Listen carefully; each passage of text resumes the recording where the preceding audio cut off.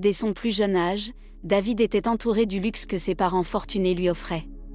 Miranda et Floyd Price faisaient tout leur possible pour s'assurer que leur fils ait tout ce dont il avait besoin et qu'il désirait. La responsabilité financière principale reposait sur les épaules du père de David, qui gagnait bien sa vie en faisant des échanges sur le marché boursier. C'est Floyd qui a inculqué à son fils l'amour de l'apprentissage et lui a enseigné les bases du monde des affaires. La mère de David n'avait pas beaucoup de carrière et se contentait de profiter du luxe que son mari fortuné lui offrait. Elle aimait se faire plaisir avec des cadeaux coûteux, dont le prix dépassait souvent le salaire moyen d'un cadre. Ce qui est le plus intéressant, c'est que Miranda n'a jamais travaillé de sa vie. Floyd prenait plaisir à subvenir aux besoins de sa famille et n'a jamais reproché à sa femme d'avoir choisi d'être une mère au foyer. L'argent que le chef d'entreprise prospère gagnait suffisait à s'assurer que sa famille ne manquait de rien. Les jours, les mois et les années ont passé. David a grandi et a obtenu son diplôme de lycée. Souhaitant être comme son père, le jeune homme a décidé d'étudier l'économie à l'université. David a vécu une excellente expérience à l'université. Les fêtes, les danses et les clubs dont il profitait ne l'ont pas empêché de recevoir une bonne éducation. Ce qui n'était pas le cas pour certains autres étudiants. Floyd était fier de son fils.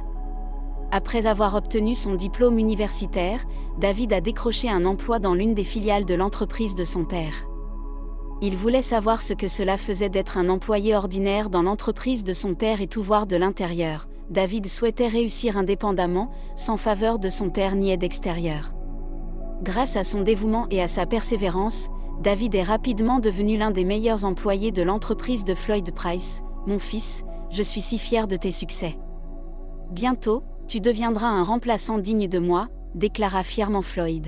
« Il est encore trop tôt pour moi d'être PDG. Mais je peux certainement prendre la direction du département des ventes, » répondit David avec un sourire. Le père et le fils discutèrent longuement des stratégies commerciales modernes et des perspectives d'ouverture de nouvelles filiales. David ressemblait beaucoup à son père, il avait hérité de son sens des affaires et de sa persévérance. Cependant, Miranda n'avait pas réussi à inculquer à son fils ses propres valeurs. Elle croyait que David devait renforcer sa position dans les affaires grâce à un mariage stratégique avec la fille d'un riche magnate du pétrole ou d'un propriétaire terrien. « Mon fils, tu devrais examiner de plus près la jeune fille Matson. Sa famille est clairement aisée et contrairement à nous, ils peuvent se permettre d'avoir des domestiques, ce qui en dit long, » répétait sans cesse Miranda, mais David avait une opinion différente sur la question. « Ma mère, je n'ai pas besoin de l'argent de Monsieur Manson, je veux réussir par moi-même et c'est pourquoi je me marierai par amour. » Le visage de Miranda montrait clairement que la réponse de son fils l'a profondément contrarié. Ce qui était encore plus perturbant, c'est qu'il s'est avéré que David avait déjà une petite amie sérieuse, Emily, et qu'ils se sont rencontrés il y a 6 mois et ont tout de suite su qu'ils étaient faits l'un pour l'autre. Même si Emily a grandi dans un foyer collectif, elle était très intelligente et cultivée. Elle se souvenait à peine de ses parents, le personnel du foyer lui ayant dit que sa mère était décédée en accouchant et que son père avait été ruiné par l'excès d'alcool. Pour la plus grande joie d'Emily, David ne s'attardait pas sur son passé et l'aimait de tout son cœur. Les sentiments étaient réciproques et le jeune couple commençait à envisager le mariage. Malheureusement, Miranda était opposée à cette relation et n'aimait pas Emily dès le départ. « Mon fils, pourquoi as-tu besoin de cette pauvre fille? Que peut-elle t'apporter? Son père était alcoolique et tout le monde dans notre ville le sait. Veux-tu vraiment embarrasser notre famille avec ce mariage ?» dit Miranda. Ce qui est encore plus intéressant, c'est que Floyd traitait sa future belle-fille avec gentillesse et respect. Floyd ne catégorisait jamais les gens en riches ou en pauvres. Le chef d'entreprise se souciait de la personnalité de chaque individu plutôt que de sa classe sociale ou de son compte en banque. Par conséquent, Floyd n'était pas du tout opposé au mariage de son fils avec Emily Brooks. Appréciant le soutien de son père, David acheta une bague de fiançailles et était prêt à faire sa demande à Emily sur le chemin vert.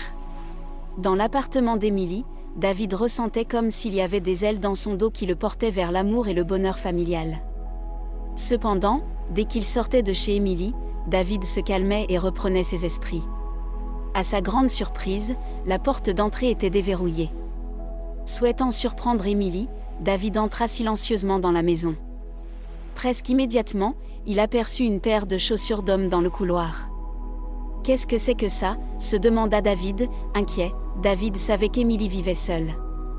Après avoir vérifié chaque pièce, il se dirigea vers la chambre à coucher et ouvrit la porte.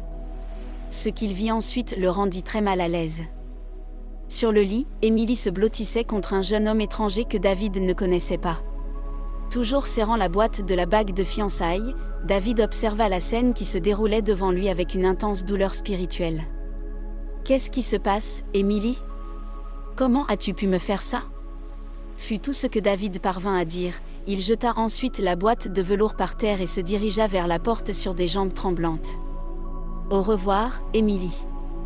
C'est fini entre nous, » déclara David en quittant la pièce.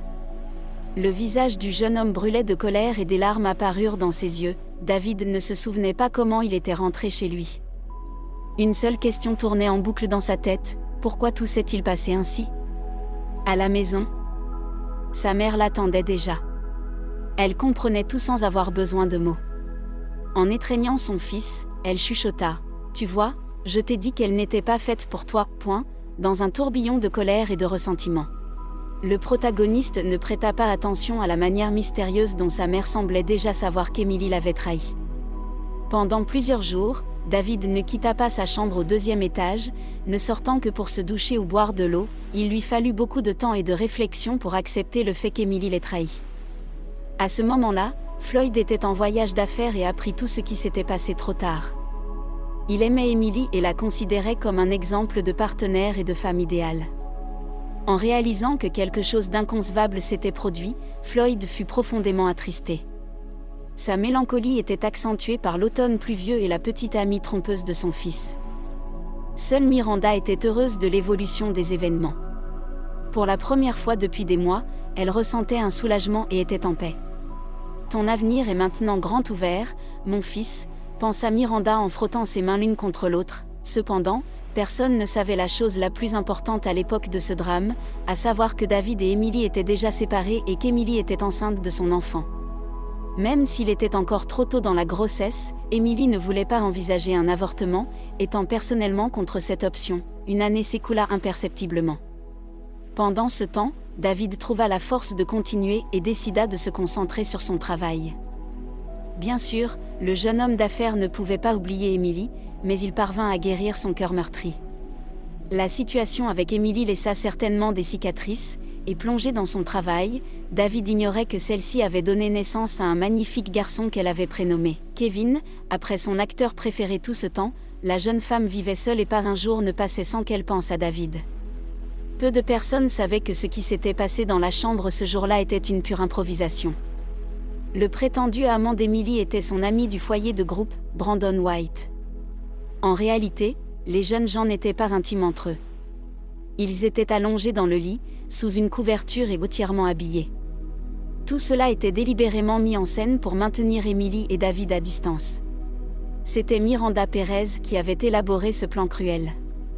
Elle avait rendu visite à Emily la veille. « Chérie, tu n'as pas d'avenir avec David ?» lui avait-elle dit. « Ne t'a-t-il pas dit qu'il est déjà fiancé à la fille de Manson le millionnaire ?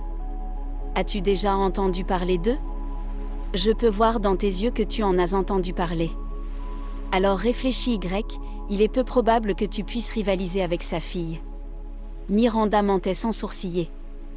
En tant que manipulatrice expérimentée, elle avait rapidement dressé le tableau peu favorable de l'avenir d'Emily. C'est Miranda qui avait persuadé Emily de mettre en scène cette scène passionnée dans la chambre.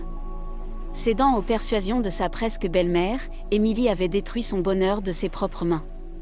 Maintenant, alors qu'Emily élevait seule son propre fils, pas un jour ne passait sans qu'elle regrette ses actions. En se promenant le long des allées ombragées du parc de la ville, Emily poussait la poussette de Kevin et se souvenait du passé. Une fois, lors d'une de ses promenades, elle rencontra Floyd Price, qui la reconnut immédiatement.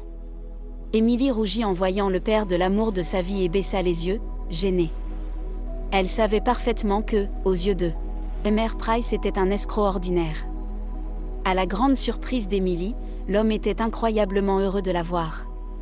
Floyd s'assit avec Emily sur un banc et commença à lui poser des questions sur cet événement fatidique qui s'était produit il y a un an. Au début, Emily ne voulait pas lui dire la vérité et inventait toutes sortes de fables. Puis, Après avoir ressenti la sincère préoccupation et la chaleur de Floyd, elle décida de lui raconter ce qui s'était réellement passé ce jour-là. L'homme d'affaires écouta attentivement l'histoire d'Emily et ne lui posa que de temps en temps des questions incisives. « J'avais le sentiment que ma femme y était mêlée. Miranda aime jouer à de tels jeux. Oubliant qu'ils ont des conséquences dévastatrices pour de vraies personnes. » Floyd conclut. « Me crois-tu vraiment ?» demanda Emily, les larmes aux yeux. « Bien sûr que oui, et Kevin ressemble tellement à David, il n'y a aucun doute là-dessus. Un enfant a besoin d'un père et j'ai besoin d'un petit-fils avec qui je pourrai pêcher la truite dans le Wyoming quand je serai vieux. » Floyd s'assit avec un sourire, un doux sourire se répandit sur son visage. Le visage d'Emily, à cet instant, elle avait envie de prendre Floyd dans ses bras, et de l'embrasser sur la joue. Floyd prit délicatement la poussette des mains d'Emily, et commença à marcher en direction de sa maison. David, qui venait de rentrer d'un long voyage d'affaires, devait rendre visite à ses parents plus tard dans la journée. Floyd avait un plan pour réconcilier ces deux jeunes personnes, qui avaient été contraintes de se séparer par sa femme, malgré le tourment intérieur d'Emily. Sa rencontre imprévue avec David se déroula bien. Miranda réalisa que son plan avait échoué, lorsqu'elle vit Emily avec l'enfant dans les bras, rassemblant son courage. Elle demanda immédiatement le pardon d'Emily et raconta tout personnellement à David. « Bien sûr, nous pourrions parler de cette rencontre tant attendue pendant un moment, mais il suffira de dire que l'amour profond a persévéré dans le cœur d'Emily et de David. » En regardant le jeune couple, Miranda réalisa que sa vie était devenue pleine de sens, chose qu'elle avait refusé de remarquer et d'apprécier auparavant. Jouer avec le petit Kevin lui rappela une époque où elle-même était une jeune mère avec un mari bien-aimé à ses côtés. Elle avait hâte d'un avenir radieux. Si vous appréciez cette histoire, n'hésitez pas à partager vos commentaires dans la section dédiée. Merci d'avoir regardé et à bientôt.